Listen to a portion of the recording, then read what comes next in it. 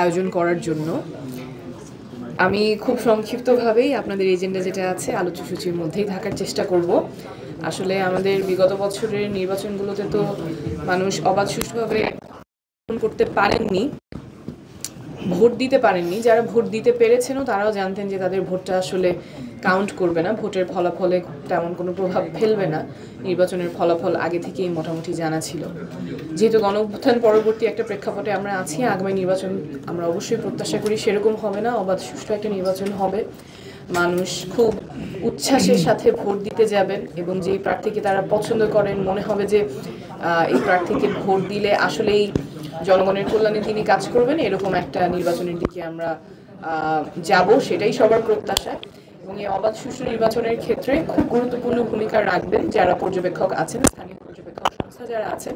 আপনাদের ভূমিকা খুবই গুরুত্বপূর্ণ হবে এবং বিগত বছরগুলোতে যেমন ছিল সেরকম না হয়ে আসলেই আপনারা নিরপেক্ষভাবে এই নির্বাচনটা পর্যবেক্ষণ করবেন, সেটা প্রত্যাশা থাকবে। প্রত্যাশার ক্ষেত্রে তিনটা জিনিস আমি একটু ফোকাস করতে চাই এবং আমার আশা থাকবে যে এটা আপনাদের অলরেডি পরিকল্পনায় আছে।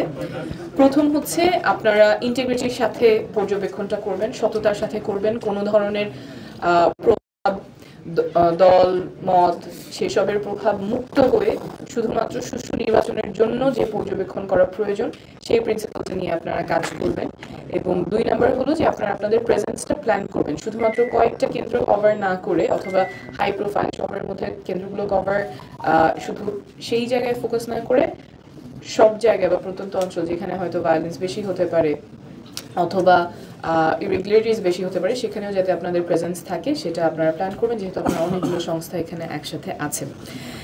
আর শেষ যে প্রিন্সিপালটা আমরা আশা করবো সেটা হচ্ছে আপনারা যাই পর্যবেক্ষণ করেন, সেটা ভালো হোক খারাপ হোক, আপনারা সময় মতো সেটা রিপোর্ট করবেন, কারণ সেটা আমাদের জন্য খুবই গুরুত্বপূর্ণ হবে। আপনাদের যে রিপোর্টিংটা থাকবে, আপনারা কি দেখছেন, যেটা দেখছেন সেটা সৎভাবে রিপোর্ট করবেন এবং সব জায়গায় যাতে আপনারা দেখতে পারেন, সব জায়গায় না হলে প্রায় সব জায়গায় যাতে আপনারা পর্যবেক্ষণ করতে পারেন নিরপেক্ষভাবে, সৎভাবে, কোনো ইনফ্লুয়েন্সে না, শুধুমাত্র জনগণের জন্য আপনারা যাতে নির্বাচনটা পর্যবেক্ষণ করতে পারেন, এটাই আমার মনে হয় সবার প্রত্যাশা থাকবে।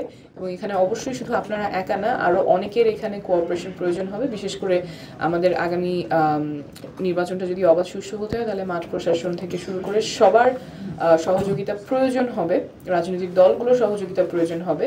তবে আপনাদের ভূমিকা অনেক গুরুত্বপূর্ণ থাকবে এবং সব স্টেক হোল্ডার যদি তাদের ভূমিকা এবং রোলগুলো দায়িত্বের সাথে পালন করেন তাহলে আমার মনে হয় আমরা একটা সুন্দর পরিবেশে নির্বাচনটা হতে দেখব। সকলকে অনেক ধন্যবাদ। আপনাকে অসংখ্য